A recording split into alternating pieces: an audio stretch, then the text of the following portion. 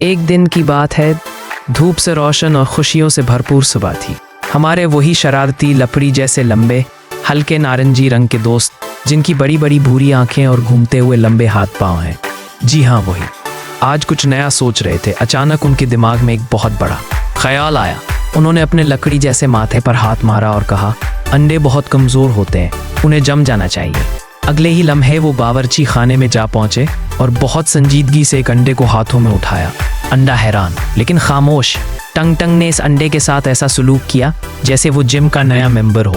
चले भाई, आज से तुम्हारी फिटनेस की शुरुआत, वो बोले।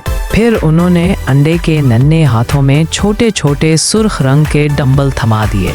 हाँ जी, जैसे ये कोई बॉडी बिल्डर हो, और जोर जोर से नारे लगाने लगे, 1 2 3 पुशअप्स।